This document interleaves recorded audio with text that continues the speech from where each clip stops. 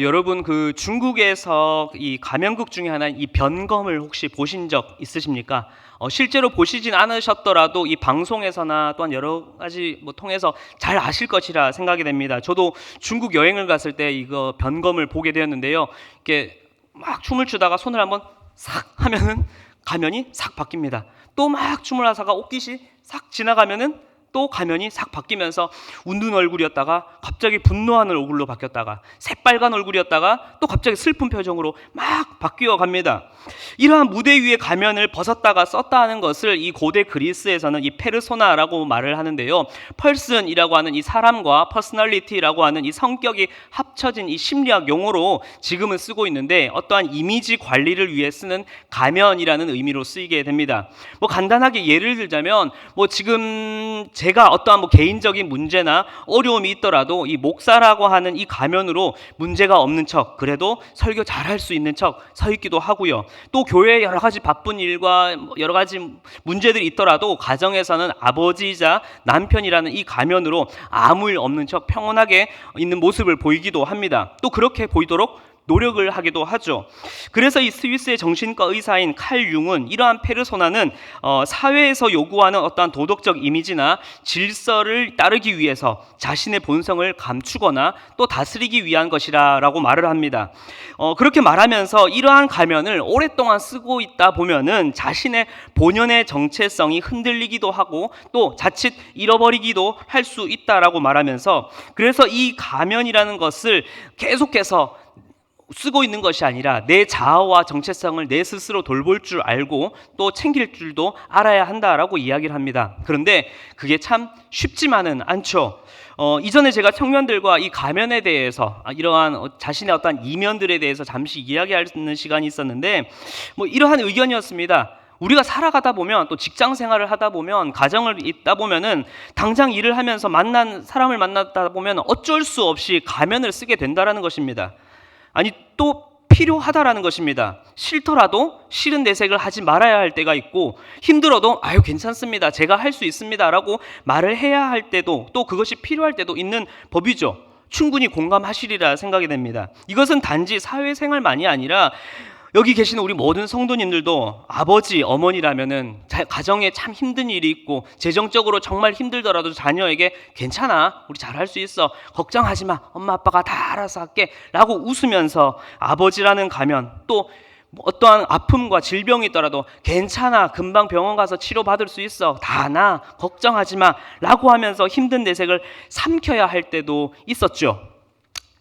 저희 아내가 가끔 이렇게 걱정할 일이 생기면 저한테 그 말 한번 해줘, 그 말 한번 해줘 이렇게 우스개로 이야기를 합니다. 그게 무슨 말이냐면은, 이 경상도 좀 사투리예요. 괜찮을 끼야, 괜찮을 끼야, 이렇게 제가 이야기를 합니다. 이 말이 저희 가정에서 어떻게 나왔는지를 보게 되면, 첫째 아들 주환이가 태어나자마자 이틀 만에 이제 서울 병원으로 급하게 후송을 가게 됩니다. 그래서 신생아 중환자실에 있을 때 정말로 하루하루가 아니라 시시각고비였습니다. 오히려 병원에서 저희에게 전화가 와서 시간마다 수치를 보고해주고, 저희는 밤새 동안 전화를 기다리면서 수치를 이렇게 받고 또 어떻습니까 물어갔던 시절이 있었습니다. 오래전에.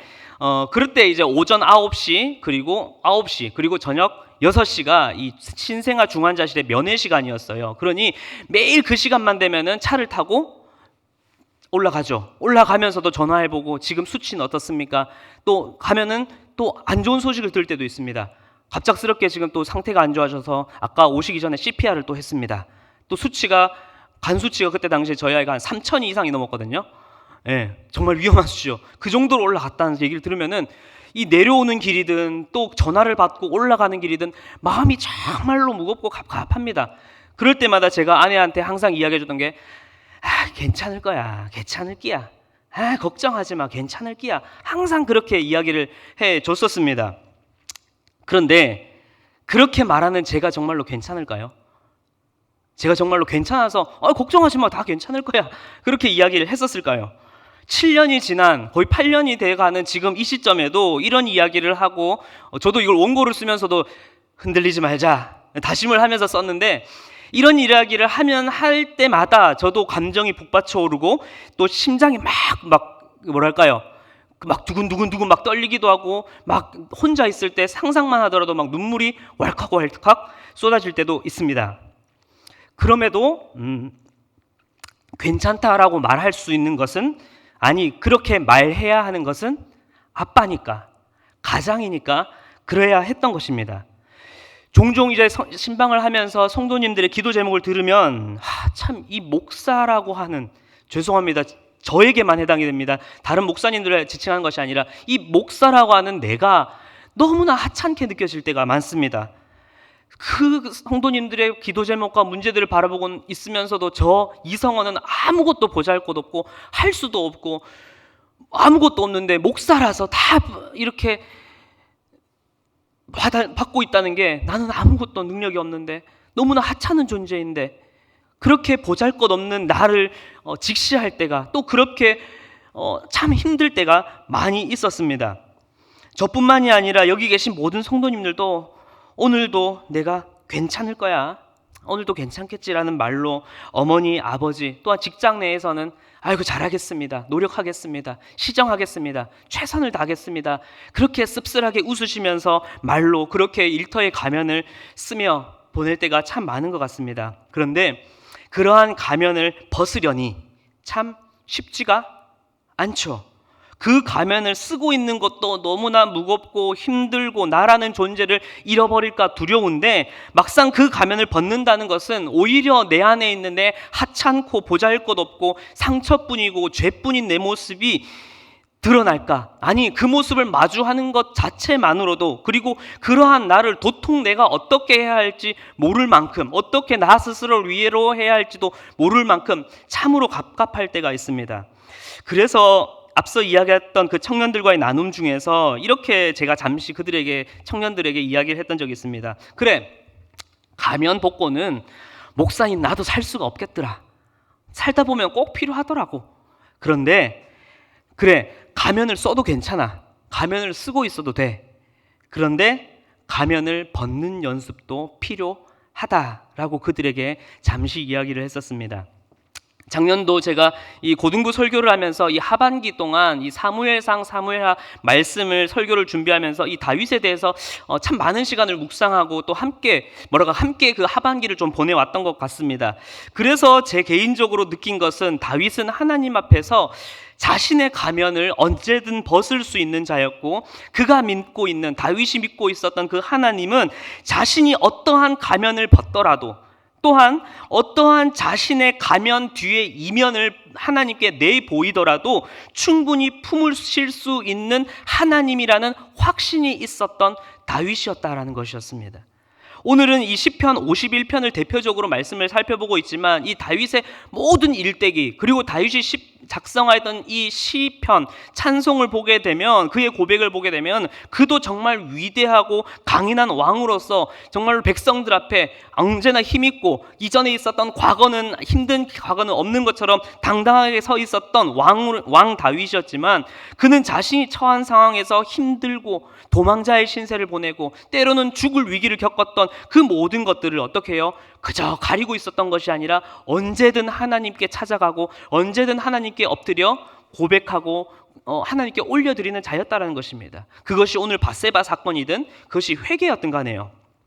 그래서 오늘 말씀을 한번 볼 텐데, 그저 이 밧세바 사건, 아니 회개의 시라고 하는 이러한 작은 한정적인 것이 아니라 좀 더 폭넓은 관점에서, 어떻게 다윗은 하나님 앞에서 그렇게 자신의 가면을 벗고 자신의 지저분한 이 모습까지도 고백할 수 있었던 자였는가라는 이 관점에서 함께 말씀을 조금 보도록 하겠습니다. 이를 통해서 저와 우리 모든 성도님들이 그저 괜찮다라는 말 그 뒤에 묵묵히 버티고 견디려, 그렇게 나에게 괜찮다 위안하는 자가 아니라 이제는 상한 심령으로 모든 나의 나됨을 하나님께 내어드리길 간절히 기도하겠습니다. 먼저 다윗은 자신의 연약함을 인정하고 고백하는 자였습니다. 세상과 당시 이스라엘 백성들이 보기에는 다윗은 그 누구보다도 위대한 왕이었죠. 강하였고 정말로 승리의 왕이었습니다. 어찌 보면 한치의 부족함 없는 왕이었을지도 모르겠습니다. 그러나 그러한 완벽함 가면 그 뒤에 다윗은 여전히 자신의 연약함과 죄인됨을 그 스스로 알고 또 인식하고 있는 자였다라는 것입니다. 우리 함께 3절 말씀을 읽어보도록 하겠습니다. 3절입니다. 시작. 무릇 나는 내 죄가를 아오니. 아멘. 먼저 이 바세바 사건의 이 범죄는 자신이 입단속만 잘하면 누구도 모르게 지나갈 수도 있었을 상황입니다. 또 조금 더 다윗이 악하게 마음먹어서 제가 왕인데, 선지자여 내가 왕인데 뭐 어떻습니까? 뭐 그 정도도 못해? 라고 하면서 자신의 죄를 합리화시킬 수도 있었겠죠. 그러나 다윗은 어떠한 이유를 불문하고 자신이 저지른 죄를 철저히 인정할 뿐 아니라 나는 태생부터 죄 중에 있는 자임을 고백합니다. 3절에서 내 죄가 항상 내 앞에 있다라는 것은 이 죄는 내 것이라는 말이에요. 어떠한 표현입니까? 바로 난 언제나 이 죄의식과 죄책을 깊이 인식하고 그것을 가지고 고백하며 살아간다라고 말하고 있습니다. 그리고 4절에서 이 주께만 범죄하였다라고 말하고 있는데요. 이것은 사람한테는 죄를 안 저질렀다라는 말이 아니라 이 히브리의 어떠한 히브리적인 이 문법적 표현으로 당시 사람에게 죄를 저지른 것은 그 무엇보다도 하나님께 죄를 저지른 것이고 하나님과의 관계가 끊어지는 것을 말하고 있습니다. 그래서 다윗은 자신의 잘못과 죄책감 정도만, 그냥 찔림 정도가 아니라 하나님과의 관계를 끊어뜨릴 만큼 잘못된 모습을 항상 인식하고 기억하고 있었다라는 것입니다. 다윗이 하나님 앞에 자신의 가면을 벗을 수 있었던 것도 바로 이 말씀처럼 나는 하나님 앞에 언제나 죄인이다라는 인식을 가지고 있었기 때문입니다. 지난 송구영신 예배 때 저희 처제가 저희 집에 왔습니다.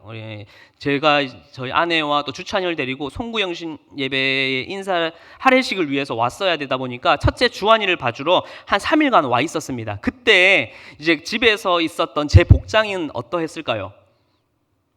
러닝에 팬티 딱 입고 있을 수 있을까요? 절대로 안 되죠. 그래서는 안 되죠. 그래도 티셔츠에 반바지나 이 정도 입고 있었습니다. 그리고 나서 처제가 돌아가면요, 다시 러닝바람에 진짜 너무 웃으시는데요. 공감하시나요? 네, 가장 편한 복장으로 돌아갑니다. 왜요? 가족은 저의 모습을 알고 있고 또 아내도 우리의 모습을 다 본 관계이기 때문에 마치 부부 간에 서로의 민낯이나 생리 현상을 트는 것처럼요. 한번 트면 편하죠. 그런 것입니다. 네, 여러분과 하나님 아버지와의 관계가 그러한 친밀한 관계가 되길 기도합니다. 내가 얼마나 죄인이며 얼마나 못난 자이며 또한 여러 이 가면과 그 이면에 있는 수많은 상처와 고통, 인내와 인고의 시간을 보내는지 하나님께서는 그 누구보다, 아니 내 자신보다 하나님께서는 더 잘 알고 계십니다. 그리고 그 모든 것을 하나님께서는 충분히 받아주실 수 있으신 분이라는 거예요. 이제 그 하나님께 여러분의 가면, 그 이면의 두려움을 고백하시길 기도합니다. 그러해야 내일 또다시 마주하는 나의 상처와 아픔, 나의 죄된 연약함을 또다시 언제든 갈 수 있거든요. 한번 트면 편하다는 거예요. 하나님 앞에 내가 죄인임을 철저히 고백하고 인정하며 그렇게 살아가는 순간 우리는 언제나 그 죄된 모습으로 나의 아버지 하나님께, 나를 충분히 받아주실 수 있는 그 아버지께 언제든 나아갈 수 있는 관계가 형성된다라는 것입니다. 그때 우리는 하나님께 우리의 가면, 그 이면의 모습을 드러내고 우리의 가면을 벗고 그분께 나아갈 수 있다라는 것입니다. 두 번째로 다윗은 하나님으로부터 자신이 채워질 수 있음을 고백합니다. 다윗이 하나님께 자신의 연약함을 인정하고 죄됨을 고백할 수 있었던 것은 하나님께서는 그 모든 나의 죄를 들으실 뿐 아니라 그 모든 죄뿐인 나를 씻어주시고 또한 나의 그 모든 공허함과 외로움과 아픔을 채워주실 수 있는 전능하신 분이시라는 것을 확신했기 때문입니다. 부탁하는 것도 부탁을 들어줄 수 있는 사람에게 부탁하는 것이지요.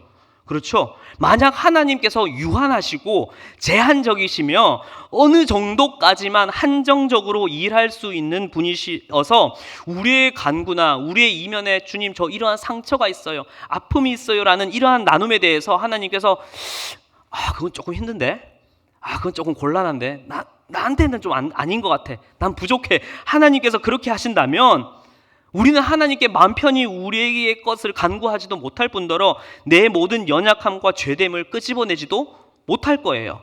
그러나 다윗은 하나님께서는 자신의 모든 눈물과 아픔, 죄악과 죄책까지도 받아주실 수 있는 분일 뿐만 아니라 그 죄된 나를 정결케 하실 수 있는 분이시며 모든 것이 무너져버린 나를 회복시키실 수 있는 분이심을 믿었다라는 것입니다. 10절 말씀에 이렇게 고백하고 있습니다. 내 속에 정한 마음을 창조하시고 내 안에 정직한 영을 새롭게 해달라라고 고백하고 있습니다. 여기서 이 정한 마음과 정직한 영은 그저 어떠한 마음, 어떠한 생각 정도의 한정적인 것이 아니라 인간의 어떠한 지적, 감정적, 의지적 그 모든 인격과 성품을 총체적인 것을 말하고 있습니다. 즉 하나님께서는 이 피폐해진 나의 어떠한 부서진 일부를 그냥 여기 이렇게 좀 메꿔주시고 이렇게 좀 덧대 주시는 정도가 아니라 천지를 창조하신 창조의 하나님으로 내 모든 전 인격을 창조 때의 그 형상대로 새롭게 창조하시며 바꾸어 주실 수 있는 분이시라는 것입니다. 다윗은 그것을 믿고 확신했다라는 것입니다. 그 창조의 하나님의 무한하시며 전능하신 하나님을 믿고 확신하기에 다윗은 하나님으로부터 내 이면의 모든 것을 체험받을 수 있었고 또한 그분으로 말미암아 변화될 수 있었다라는 것입니다. 사랑하는 성도 여러분, 하나님은 세상의 우상이나 다른 종교에서 어떠한 인간의 간구나 호소, 고해 성사를 그냥 들어주시는 분으로 끝나는 그러한 신이 아니십니다. 천지 만물을 창조하시고 모든 것을 새롭게 하신 하나님, 전능하신 분이십니다. 바로 죄와 사망 가운데 있는 우리를 예수 그리스도로 말미암아 모든 죄와 연약함을 씻어주시고 새 생명을 허락하신 분이십니다. 거기서 끝마치지 않으며 이제는 우리에게 새 영을 부어주셔서 이제는 육체를 따르지 않고 우리 가운데 내주하시는 성령 하나님을 따라 나아갈 때에 우리를 새 사람으로 새로운 삶으로 살아가게 하시는 분이 바로 하나님이십니다. 여러분, 그 하나님을 믿으십니까? 그렇다면 이제 우리의 모든 무거운 가면을 벗고 내 모습 그대로 그분께 나의 상처, 나의 죄됨, 나의 연약함 그 모든 것들을 내어 보여주십시오. 여러분의 무거운 짐을 괜찮다라고 하는 그 가면 뒤에 숨기지 말고 나아지겠지, 괜찮아지겠지라는 자기 위로의 가면 뒤에 억눌러 놓지 말고 지금 여러분의 있는 모습 그대로 그 상한 심령 그 모습 그대로 하나님께 보여드리길 간절히 기도합니다. 바로 그때 우리 안에서 예수 그리스도로 말미암아 그분께 나아갈 때 그 그리스도로 말미암아 새로운 창조, 새로운 역사, 새로운 삶이 일어날 것입니다. 믿으십니까? 자, 이제 다윗은 이 개인적인 간구를 자신에게만 두는 것이 아니라 이제 공동체를 향하여서 뻗어 말하기 시작합니다. 우리 13절 말씀을 우리 함께 읽어보도록 하겠습니다. 13절입니다. 시작. 그리하면 내가 범죄자에게 주의 도를 가르치리니 죄인들이 주께 돌아오리다. 아멘. 상처 입은 치유자라는 말을 많이 들어보셨을 것입니다. 헨리 나우엔의 이 책 제목이기도 한데요. 그 책 일부에서 이렇게 말하고 있습니다. 자신의 상처를 먼저 돌아보는 동시에 다른 사람들의 상처를 치유할 수 있도록 준비되어야 한다. 예수님은 자신의 몸이 찢기심으로써 친히 건강과 해방 그리고 새 생명의 길이 되어 주셨다. 여러분, 다윗은 여전히 왕으로서 그 높은 자리에 또다시 서야 했을 것입니다. 또다시 한 나라를 대표하는 자리로서 백성들을 이끄는 자리에 섰을 것입니다. 그렇게 다윗도 어찌 보면은 우리와 다를 바 없이 왕으로서의 또 왕으로서 요구되어지는 그 모습으로서 살아갔을 것입니다. 그럼에도 불구하고 다윗이 그 가면 이면에 두려움이 없었던 것은 우리가 보고 있듯 이 시편의 수많은 고백처럼 끊임없이 전능하신 하나님 앞에서 자신의 가면을 벗는 훈련과 고백을 하였던 것입니다. 때로는 회개함으로 주님 용서해 주십시오 고백하였고, 때로는 내 분한 마음을 하나님 죄 좀 심판해 주십시오, 저 사람을 정말로 혼 좀 내주십시오 라고 그렇게 하나님 앞에 내려놓고, 때로는 하나님 저 너무 억울합니다, 제 송사를 좀 받아주시옵소서 이렇게 고백하였던 것이 누구였어요? 바로 시편 속의 그 다윗이었습니다. 그렇게 자신의 진짜 모습, 그 상한 심령, 연약한 그 모습 그대로, 그 분노에 찬 모습 그대로, 그 슬픔에 찬 모습 그대로 나아갔던 바로 다윗이었던 것입니다. 그러니 다윗은 하나님의 인도하심 안에서 나아갈 때에 자신뿐 아니라 회복된 이면과 건강한 모습으로, 건강한 신앙으로 나아갔기에 더 나아가 이스라엘 공동체를 살릴 수 있었던 것 아니었을까요? 사랑하는 성도 여러분, 건강한 가면은 건강한 이면에서 비롯되어집니다. 건강한 가면은 건강한 이면에서 비롯되어집니다.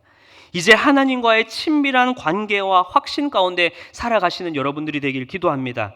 우리는 또다시 어쩔 수 없이 또 수많은 가면을 써야 하고, 또 그렇게 수많은 가면들 가운데 살아가야 합니다. 비록 우리는 때로 가면을 써야 할 때도 있고 여전히 그 가면이 필요한 자들이지만, 그렇게 우리는 연약한 자들이지만 우리 진짜 이면은 어디를 향한다고요?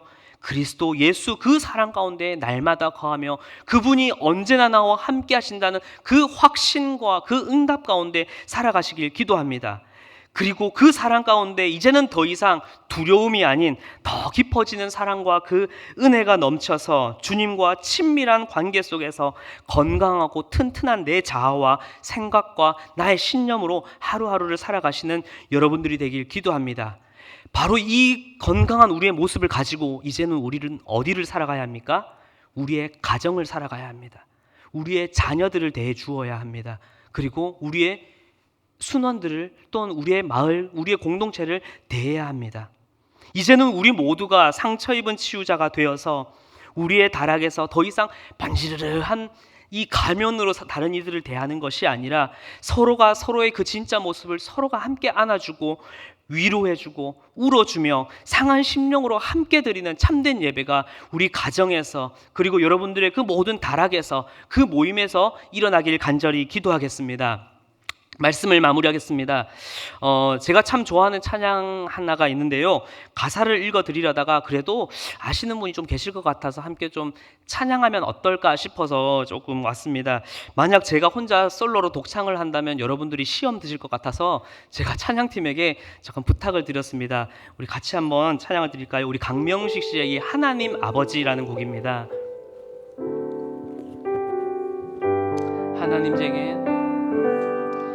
하나님 제겐 참 두려운 게 많습니다. 잘 모르는 것도 너무 많습니다. 부끄러운 일을 헤아릴 수도 없고, 지치고 힘든 때에도 그때도 의연한 척 해야 할 때도 있습니다. 그래도 하나님 아버지, 하나님을 아버지라 부를 수 있어서 난 참 좋습니다. 오 나의 하나님 아버지, 하나님을 아버지라 부를 수 있어서 난 참 다행입니다. 사랑하는 성도 여러분, 이제 나를 너무나 사랑하시는 아버지께 나의 있는 모습 그대로 달려가시길 기도합니다.